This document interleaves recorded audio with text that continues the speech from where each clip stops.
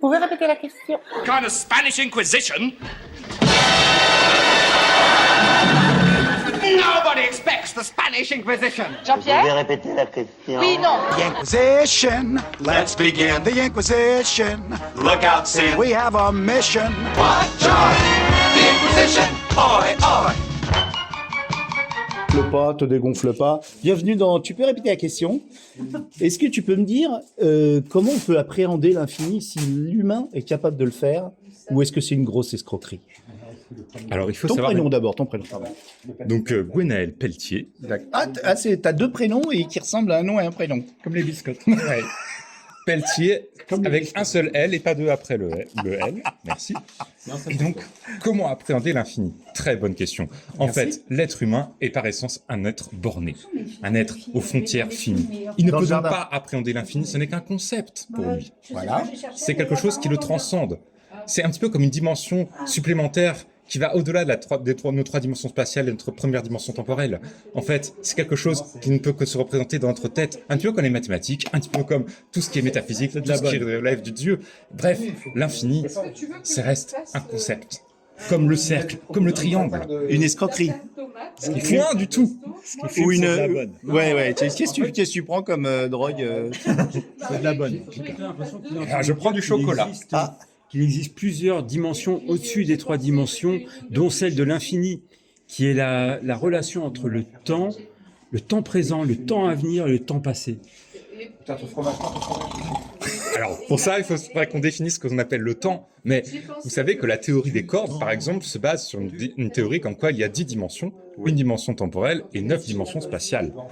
C'est une théorie qui n'est pas consensuelle. Là, je sais pas, mais l'infini en tout lui-même. cas, celle qui explique le mieux la situation, entre guillemets. J'ai posé la question à un camarade qui en est arrivé à la conclusion que l'infini est un outil en fait mathématique très pratique pour pouvoir définir des choses et pouvoir prouver certaines choses, et que c'est surtout un outil plutôt, comme tu dis, un concept, plutôt qu'une possible réalité.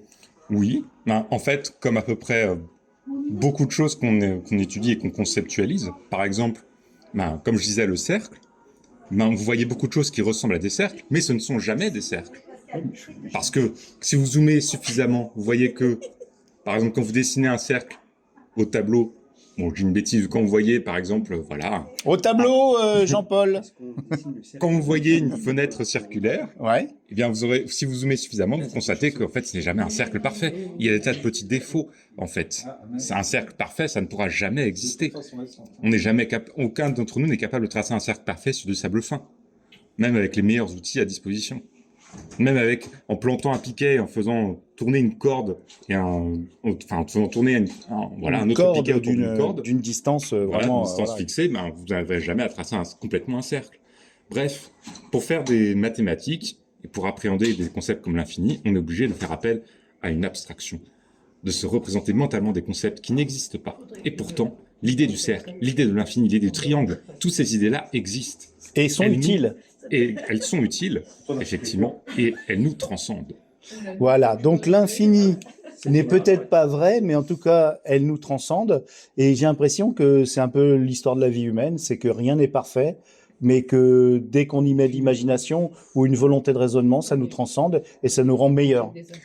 Eh bien, il y a de ça. En fait, il faut se dire que Dieu a créé l'homme à son image. Ah, ça y est. Mais il n'en est qu'une image. Oh. Une image imparfaite. Bon, merci, on te recevra du courrier. Écrivez à brunorotaillot@gmail.com si vous voulez envoyer des insultes. Et sinon, vous pouvez nous écrire à Galaxy Pop si vous avez des idées aussi éclairantes que ça. Merci beaucoup, Gwenaël Pelletier. Avec un seul L et pas deux après le L. Voilà, et 11 ans de Polivo, 75 par cri.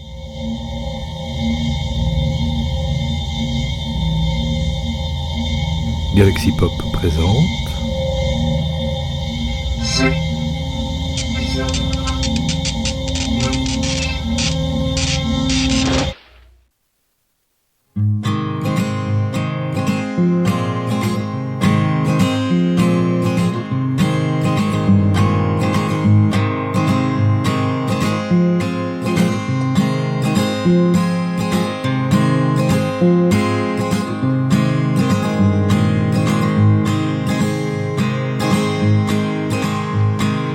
only a matter of time before life begins. You talk to a stranger and suddenly you're friends. You take your first step and now you're halfway to the end. Before you even learn to break or bend. Breathing in and breathing out, let's feel alive. I mean, isn't that the definition of life? It's our infinity and it might be small, but I'd rather have this than nothing at all.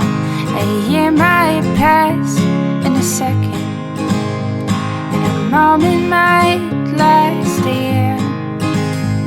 And that's when I start to wonder how time has tricked us here.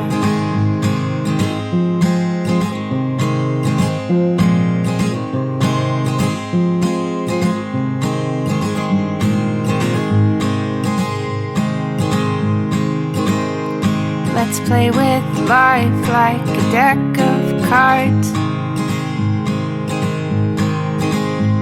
I'll shuffle you away and then blame it on the stars. It's all just a gamble, isn't that what they say? But it seems I'll love you till the end of your days. It's our infinity and it might be small, but I'd rather have this than nothing at all. A year might pass in a second, and a moment might last a year. And that's when I start to wonder how time has tricked us here. How time has tricked us here.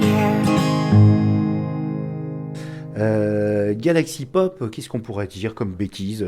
Ah, mais on peut le chanter, hein, surtout. Allez-y, allez. 1, 2, 3. Galaxy Pop, ta ta ta, Galaxy Pop, ta ta, Galaxy Pop, ta ta, Galaxy Pop.